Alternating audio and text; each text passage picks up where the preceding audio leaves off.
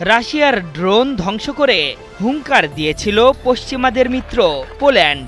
এর পাল্টা জবাব মস্কোর দিক থেকে যে আসতই তা অনেকটা নিশ্চিতই ছিল। এবার তাতে সিলমোহর দিলেন ভ্লাদিমির পুতিন।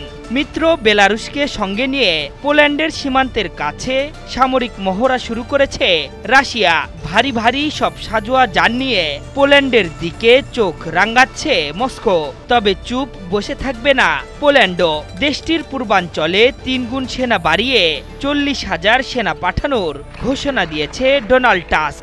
এখন পরিস্থিতি এতটাই থমথমে যে কোনো সময় নতুন এক যুদ্ধের দামামা বেজে উঠবে।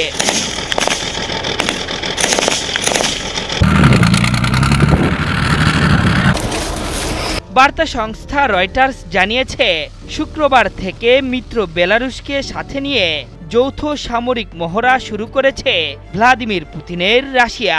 সমতল ভূমির পাশাপাশি সমুদ্রের বুকেও ঝড় তুলেছে দেশ দুটির সেনারা। বাল্টিক ও বারেন্টস সাগরের পাশাপাশি পোল্যান্ড সীমান্তের কাছে জাপাদ ২০২৫ নামের এই সামরিক মহড়া শুরু হয়েছে। এর মধ্য দিয়ে আঞ্চলিক নিজেদের সেনাদের দক্ষতা ও যুদ্ধের জন্য নতুন প্রস্তুতির কথা জানিয়েছে রুশ প্রতিরক্ষা মন্ত্রণালয়। বেলারুশ ও রাশিয়ার এই মহড়ার শুরুর পরপরই দেশের পূর্বাঞ্চল সীমান্তে ৪০,০০০ সেনা মোতায়েনের ঘোষণা দিয়েছে পোল্যান্ড। পোল্যান্ডের জাতীয় প্রতিরক্ষা উপমন্ত্রী সেজারি টমচিক বলেছেন, জাপাদ মহড়ার জন্য পোল্যান্ড দীর্ঘদিন ধরেই প্রস্তুতি নিচ্ছে। এর মধ্যেই আমাদের সামরিক মহড়ায় ৩০,০০০-এর বেশি সেনা অংশ নিয়েছে।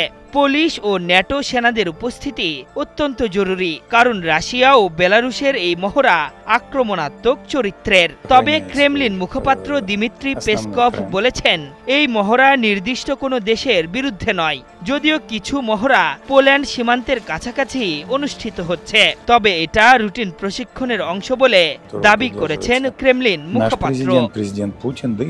দুই দেশের মধ্যে পাল্টাপাল্টি পদক্ষেপ এমন এক সময় বেড়েছে যখন রুশ ড্রোন পোল্যান্ডের আকাশসীমা অতিক্রম করেছে। গত ৯ সেপ্টেম্বর রাতে প্রায় ১৯টি ড্রোন প্রবেশ করেছে পোল্যান্ডের সীমানায়, যার মধ্যে হুমকি সৃষ্টি করা ড্রোনগুলো ভূপাতিত করার দাবি করেছে পুলিশ সরকার। এ ঘটনার পরদিন ক্রেমলিন সহ রাশিয়ার পররাষ্ট্র মন্ত্রণালয় ও প্রতিরক্ষা মন্ত্রণালয় অস্বীকার করে জানায়, পোল্যান্ডে ভূপাতিত হওয়া ড্রোনগুলো রুশ সেনাবাহিনীর নয়। অন্যদিকে বেলারুশ দাবি করেছে, পোল্যান্ড ও লিথুয়ানিয়াকে তারা আগেই জানিয়েছিল যে কিছু ড্রোন পথ হারিয়ে ফেলেছে। এদিকে আগামী বছরের মার্চ এপ্রিলে রাশিয়ার বিরুদ্ধে বড় যুদ্ধের প্রস্তুতি নিতে শুরু করেছে ফ্রান্স ও জার্মানির মতো ন্যাটোর অন্যতম সদস্যরা।